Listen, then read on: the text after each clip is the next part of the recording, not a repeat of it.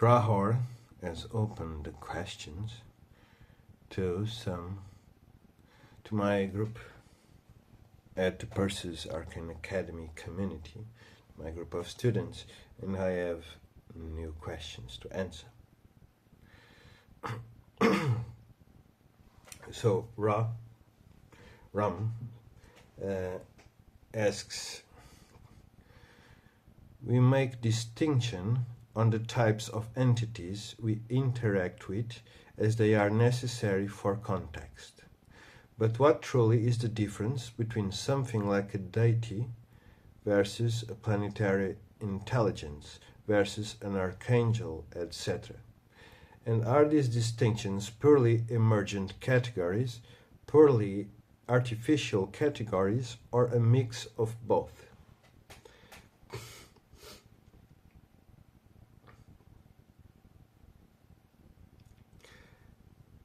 Let's divide this.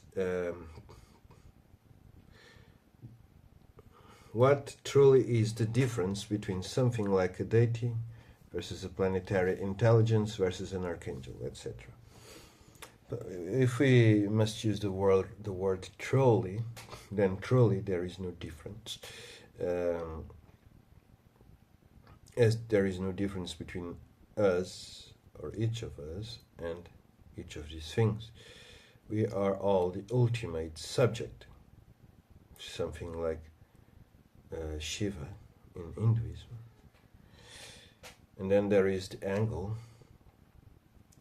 If we are all this ultimate subject, then I am also you, and you me. But there's the angle of the ultimate subject that is me, the angle that is you, the angle that is a planetary intelligence, or an archangel or a deity. That aside, because I don't think this is what you are trying to ask me, although this is important to maintain in this theory, we go to the second part. Are these distinctions purely emergent categories, purely artificial categories, or a mix of both?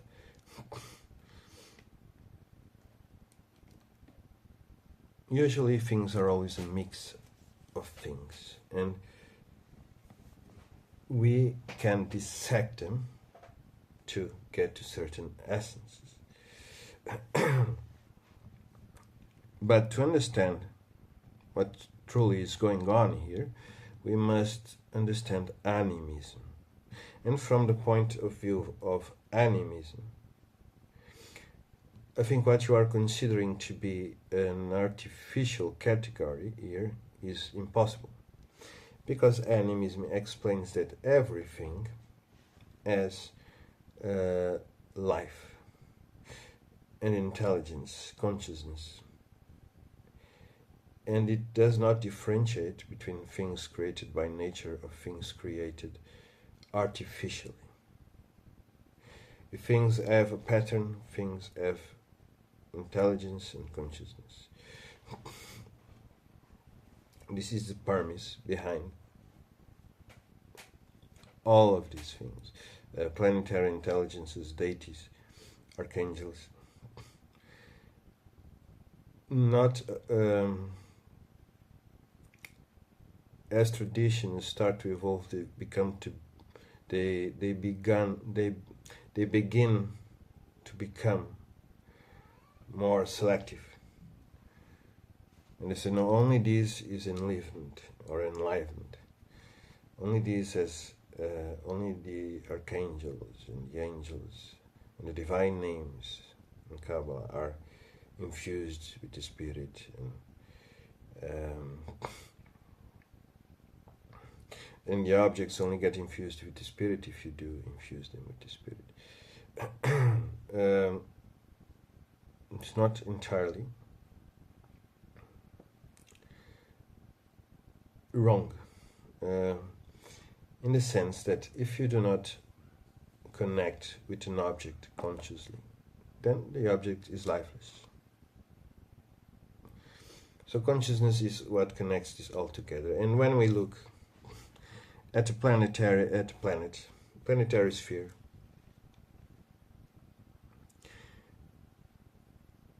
Grimoire-wise, we begin to divide this sphere astrologically. We divide it through the zodiac and the degrees of the zodiac, and then we extract. Okay, so from 5 to 10 degrees Aries, what is the intelligence behind the sun sphere, for instance? And so there's a planetary intelligence. The magician assesses and manages to extract from these aspects of the planetary sphere. This is the consciousness that enlivens this part of the sphere, or one of the consciousnesses.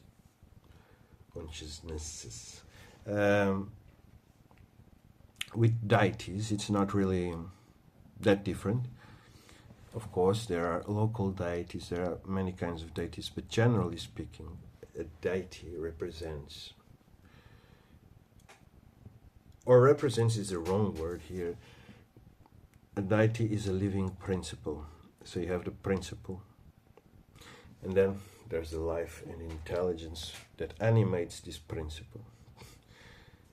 You also have the cultural aspects that mix into this, and they are also infused with intelligence, consciousness, life. So when you reunite a pattern, then you assess the intelligence behind this pattern. It's a principle within a certain culture, and the intelligence behind it. And that's a deity.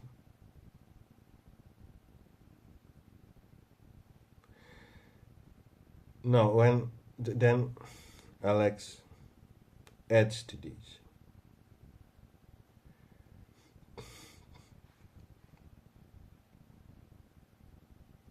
Can I add on top, are they evolving over time, alongside human consciousness, changing name across time and cultures? From planetary to Sumerian deity to Egyptian deity, Greek deity, archangel. A little bit like God has as many names in the Kabbalah. We may start by answering from the last portion of the question. The many names of God in the Kabbalah are not exactly this that you propose. Let's say,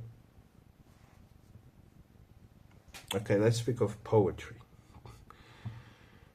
Not many people grasp this, but when you are working with poetry, with real poetry, good poetry, what you are doing is using words to express something that cannot be expressed by words. Seems paradoxical, but it is something to meditate on.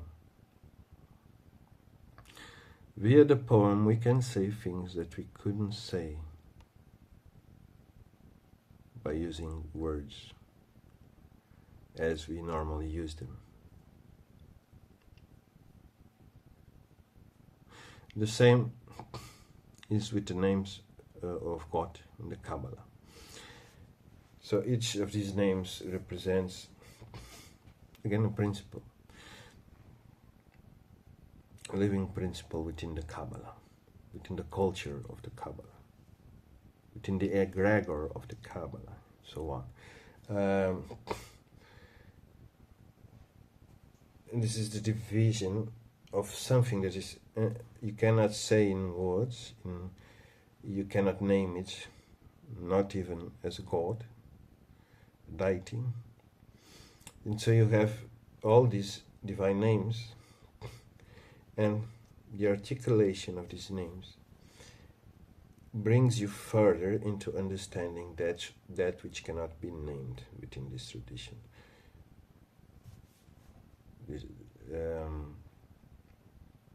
However,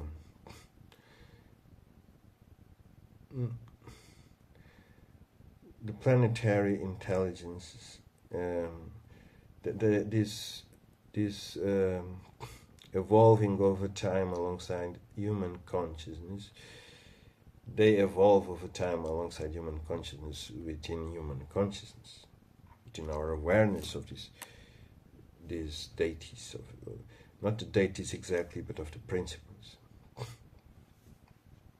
But the Sumerian deity doesn't become an Egyptian deity, because let's say now our senses know food by absorbing food, and a plate with a dish with chicken can be cooked in many different ways, and the dishes they are different dishes. When you eat the food, you're not eating the same food, because they all have chicken doesn't mean they are all the same thing. Now, if there may be the principle, the main principle within a Sumerian deity may coincide with the main principle in an Egyptian deity. And if this is very strong, you may, if you ask this deity to transfigure into the other deity, it may even be capable of doing it, especially by assessing your knowledge of this other deity in your own mind and transposing it to their own mind. But they are not the same deity, because cultural aspects are important. It's what makes a dish with chicken be another dish with chicken. One is with rice, the other is with fries, and all the spices and the sauce. I mean, makes it a completely different dish.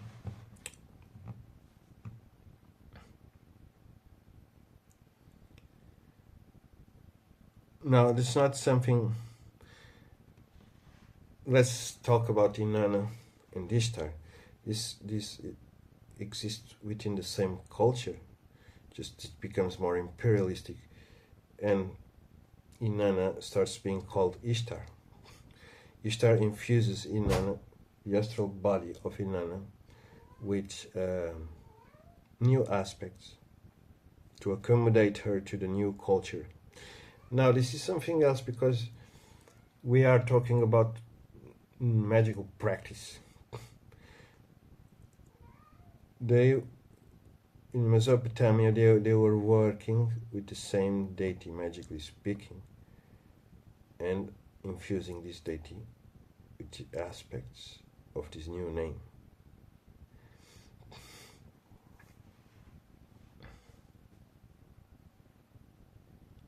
I hope this has helped it make things a bit more clear.